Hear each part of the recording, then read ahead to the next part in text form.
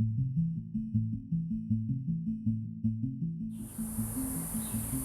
suis Anthony Frémion et ici nous sommes à Terre de Pivoine, on est sur la ville de Lacros, j'ai 1,5 hectare.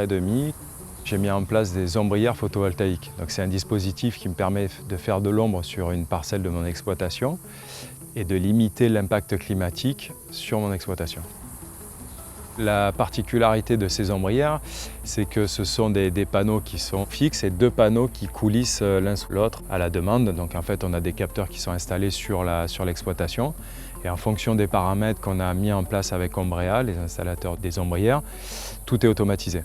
Quand on a besoin de plus d'ombre pour le végétal, donc on va avoir une période de la journée où on va être plus ombré, une période où on va avoir besoin de plus de soleil, là tout va être ouvert. On a aussi une parcelle témoin qui est à côté où on voit justement la différence du végétal entre sous ombrière et hors ombrière. La différence, elle a été assez sensible sur plusieurs points.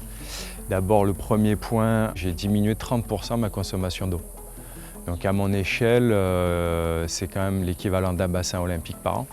Donc c'est assez conséquent. Ensuite, en termes de grandeur de tige, il faut savoir que la fleur elle est vendue à la longueur pour la plupart du temps. Et donc sur des variétés où sous couvert, là, elles sont aux alentours des 50-55 cm. Là, on a eu du 90 cm. Et donc c'est assez exceptionnel. On a eu aussi une qualité de tige qui a été assez importante. La mise en réserve, le feuillage reste vert beaucoup plus longtemps, donc la mise en réserve naturelle de la plante est optimum.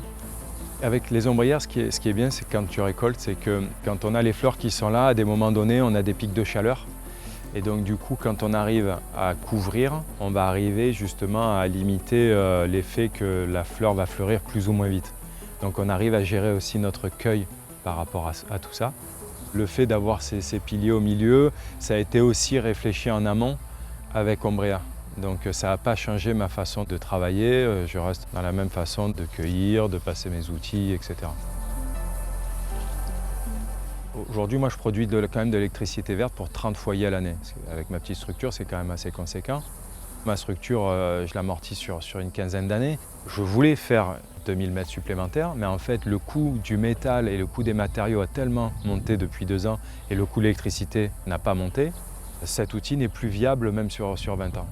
Le gouvernement dit qu'on va faire une mise en place et le développement des énergies vertes. Ça, c'est une énergie qui est complètement verte, qui aide à l'agriculture et qui n'est pas plus d'aide et du coup qui pourrait inciter d'autres agriculteurs à mettre des structures en place comme ça.